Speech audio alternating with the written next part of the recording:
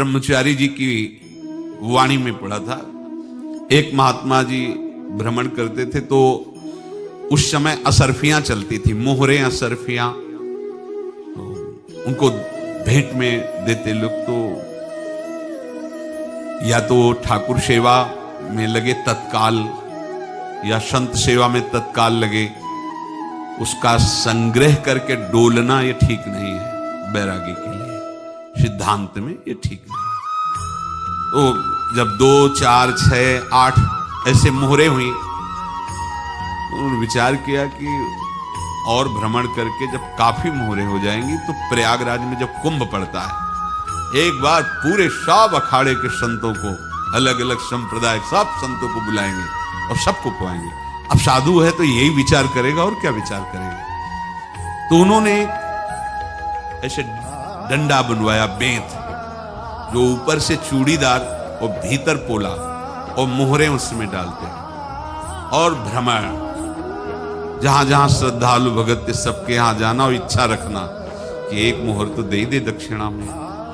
कामना कोई भी हो वो बांधती ही है, ध्यान रखना। इसीलिए प्रभु जो चाहे वो करे, अपनी चाह नहीं रखनी चाहिए, अपनी चाह प्रभु की चाह में मिला देनी चाहिए। धीरे धीरे वो छड़ी भर गई, भ्रमण करने वाले महात्मा चूड़ी लगाई, इंतजार करते रहे जब प्रयाग का कुंभ पड़ा तो चले। तो रास्ते में एक गांव में पूछा जाता है, जिससे कहीं रुको कि कोई श्रद्धालु ऐसा है जो संत सेवी है। तो कुछ लोगों ने बताया, हाँ एक परिवार है बहुत संत सेवी है और आपको मिलाते हैं उनसे। घर में रुका, खूब अच्छा हलवा पूरी पवाया, और जो घर के मालिक थे चरण दबाए। चरण दबाते दबाते उनकी दृष्टि पड़ी उस डंडे पे, इतना मोटा और ऊपर से तो चूड़ी सी भी नजर आ रही, इस डंडे में तो कोई रहस्य है ही है। अब महात्मा जी को खवा पिला के सुला दिया। महात्मा जी जब सो गए तो पत्नी से धीरे से कहा, वो डंडा लाओ बाबा जी का डंडा। वो चूड़ीदार जो ही खोला पलटाया तो सैकड़ों मोहरे। ऐसे संत रोज पधारे भगवान, तुम आनंद हो जाए फिर क्या। पत्नी से कहा, नाप के कंकड़ लाओ। वो तो महात्मा जी तो खाए खीर पूड़ी, आराम से सो रहे। रात में पूरी प्लानिंग करके उसमें कंकड़ भर के चूड़ी लगाकर सिराने रख दिया, सारी मोहरें हटा ली। महात्मा जी आराम से छड़ी उठाए तो वजन पक्का। वैसे बड़े लोग चतुर होते हैं, पर ये नहीं जानते कि कर्म कितना भयानक होता है। और उनकी कोई संतान नहीं थी, पर धन में इतना प्रेम उनको था। बहुत सावधान। साधु महात्माओं के पास जो अर्थ है, गृहस्थी अगर आता वहीं से है, पर अगर उसको जोर जबरदस्ती या किसी छल कपट से, तो वो उसका विनाश ही करता है। आज तक का प्रमाण है। अब उनको ये भाव पता नहीं होगा, या पता होगा तो लोभ के कारण वो उसको मान नहीं पाए होंगे। महात्मा जी गए प्रयाग में, किसी अखाड़े पर रुके और वहां प्रार्थना की कि कल जो है संपूर्ण अखाड़ों का निमंत्रण किया जाए और सब संतों को भोग पवाया जाए और उनको दक्षिणा भी दी जाए। महंत ने सोचा कि बहुत बड़ा है तो उत्सव है, क्योंकि प्रयाग में कितने हजारों संत महात्मा सब। उनका महाराज, बोरों इसमें चीनी और तीनों घी लगेगा, सब व्यवस्था। बोले आप एक एक हिसाब हम करेंगे, हमारे पास सब व्यवस्था है। बोले कुछ तो पहले दे दो, इकट्ठे देंगे हम। उनको था कि अगर हम छड़ी खोला और 2-4 मोहरे दी, किसी को पता लग गया तो गड़बड़ हो सकती। बोले हम भंडारे के आखिरी में सब कुछ आपको दे देंगे। ठीक।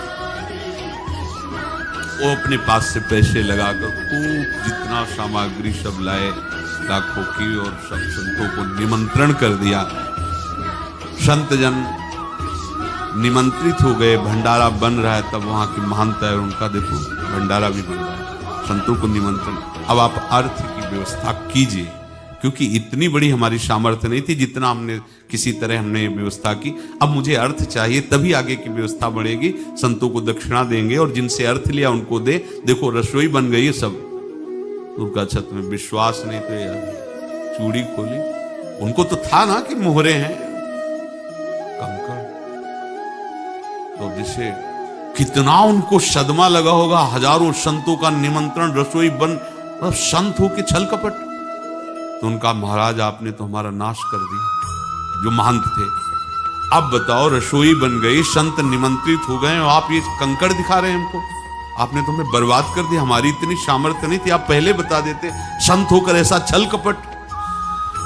अब वो बोले तो क्या बोले, क्योंकि उनको पता था कि मोहरे हैं इसमें। अंदर से उनका चिंतन गया उसी सेठ के पास, अच्छा ऐसा धोखा हमारे साथ किया, भोगोगे तो। ये जो निकलता है ना भोगोगे, ये अकाट्य होता है। क्योंकि किसी का भी हृदय, मान लो किसी भी जीव जंतु को आप कष्ट दें और उसका हृदय आह भर जाए, तो वो आह वज्र की लेखे तुम्हें भोगना पड़ेगा। वो देखो भीष्म जी को भोगना पड़ा, सांप को ऐसे धनुष की नोक से उठाया और बंबूल के कांटों के ऊपर फेंक दिया, कई दिन तक शेदा हुआ, वो आह भर करके मरा। तो आपको 6 महीने बाणों की सैया पर आह किसी की ना लेना जिंदगी। कोई ऐसा कोई आह भर करके कह दिया तुम समर्थ हो, हम तो कुछ कर नहीं सकते। वो अंदर से दुखी, फिर तुम्हारी सामर्थ्य काम नहीं करेगी, मिट्टी में मिला देगी। फिर ये तो संत थे और भगवत आराधना के लिए, संत आराधना के लिए ही ऐसा किए हुए थे। अब इनका कैसे मुंह दिखाएं? अब क्या करें? सुबह संत जन आएंगे, सबके बीच में हमारी कि देखो इन्होंने, अब क्या करें? गए और संगम में जाके छलांग लगाई, अपने प्राण दिए। अब उनके तो पास मोहरे थी और व्यापार बढ़ा, और 9-10 महीने बाद ही लड़का हुआ। अब तो उनको कि संत फलीभूत हो गया, व्यापार चल रहा, लड़का नहीं होता था, लड़का भी हो गया। बड़ा आनंद छा रहा है। जब से वो प्रकट हुए और धन की वृद्धि शुरू हो गई, पढ़ाई लिखाई में उनके खर्चा हुआ सब, बस बीमारी शुरू हो गई उनके शरीर में। अब उसमें पैसा जाना शुरू हुआ। इतने आसक्त तो वो दोनों हो गए कि कुछ भी हो, व्यापार ठप, संपत्ति बेचना शुरू। तो उन्होंने कहा कि बेटा मैं क्या कर सकता हूं तुम्हारे लिए? बोले हमारी अंतिम इच्छा है प्रयाग चलो, और जितने प्रयाग में संत महात्मा सबको एक बार भंडारा करवाओ। हमारी इच्छा अंतिम है, क्योंकि अंतिम यही इच्छा थी। बोले अब ज्यादा संपत्ति तो नहीं रह गई, तो बोले घर बेच दो, मेरे लिए ही तो है, बेच दो। मुझे लगता मैं बचूंगा नहीं, पर मेरी अंतिम इच्छा पूर्ण कर दो। घर बेच दिया, जेवर बेच दी। वहां गए, जब संत सेवा की तो बोले मुझे संगम तक ले चलो। संगम तक ले गए और बोले समझे तुम चुराए थे और हमने उसको छीना है, कुछ नहीं रह गया तेरे पास कुछ, अब केवल ममता और आसक्ति में जलकर मर और नरक प्राप्त कर। मैं वही महात्मा हूं जिसकी तूने मोहरे ली थी। महात्मा को जन्म लेना पड़ा और इनको दुर्गति भोगनी पड़ी। ऋणानुबंध